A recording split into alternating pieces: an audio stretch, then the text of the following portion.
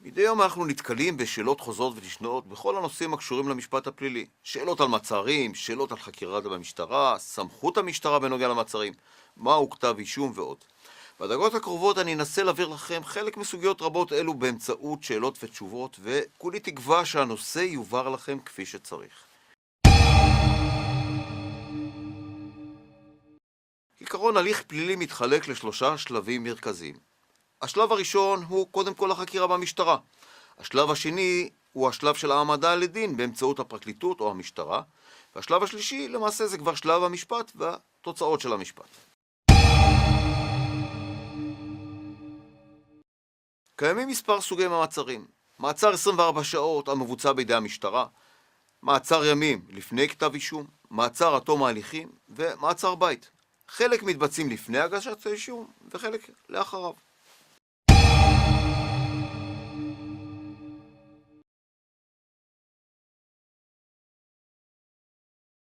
כן, ורצוי מאוד להתייעץ עם עורך דין פלילי, וזוהי זכות שהיא מוקנית בחוק.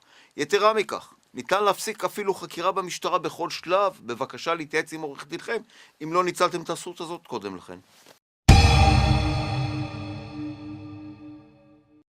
בתחילת משפט פלילי מקריא בית המשפט את כתב האישום. הנאשם יכול לטעון טענה מקדמית כלפי כתב האישום, כגון חוסר סמכות מקומית או עניינית, פגם או פסול בכתב האישום, התיישנות וכדומה. אם טענתו נדחתה, יתבקש לענות תשובתו לאותו כתב אישום. הנאשם רשאי גם שלא להשיב לאישום, וזה ייחשב כאי הודאה באשמה.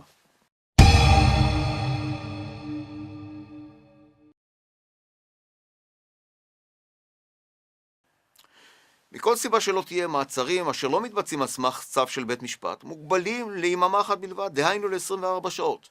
אם הקצין הממונה מחליט על הארכת מעצר מפאת קיומו של חג או שבת, מותר להחזיק את החשוד עד שיעמוד מול בית המשפט לתקופה שלא תעלה על 48 שעות מהרגע בו נכנס למעצר.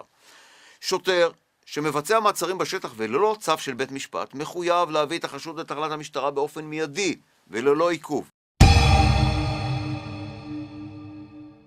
סוג המעצר לאחר שמוגש כתב אישום או במקביל להגשת כתב אישום נקרא מעצר עד תום ההליכים, ומכונה גם העמדה לדין. במידה והוגש כתב אישום פלילי, התביעה רשאית לבקש לעצור את הנאשם עד תום ההליכים שמתקיימים נגדו, לאמור עד שיסתיים המשפט ויוכרע אם הוא בחזקת חף מפשע או אשם. הבקשה למעצר עד תום ההליכים מוגשת לאותו בית משפט בו מוגש כתב האישום.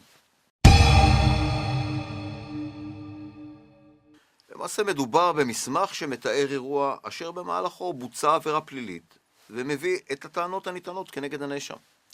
הכתב אישום פלילי לציין באופן מדויק את מקום ומועד ביצוע עבירה ואת המעורבים באירוע, הקורבן והמבצע. פגמים בחלק הזה של כתב האישום יכולים להוביל להעלאת טענות משפטיות נגדו, ולעיתים אף להביא לתוצאה של ביטול כתב האישום או תיקונו על ידי התביעה, וזאת כמובן בכפוף להחלטת בית המשפט. על כתב האישום לפרט את העדים מטעם המדינה כנגד המואשם. רק אותם האנשים שמפורטים בכתב האישום כעדים יוכלו בהמשך להעיד כנגד הנאשם במהלך המשפט.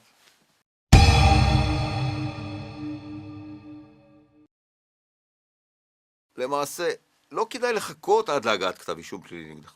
מוטב כבר לפנות אל עורך דין פלילי מנוסה בתחום על מנת להתייעץ איתו מוקדם ככל שניתן. עורך דין פלילי מקצועי ידע להעריך את הסיכויים שלך לאור חומר חקירה. ישנם גם מקרים אפילו בהם ניתן לפעול לסגירת התיק בטרם הגעת כתב אישום באמצעות פנייה ליחידה החוקרת או לתביעה.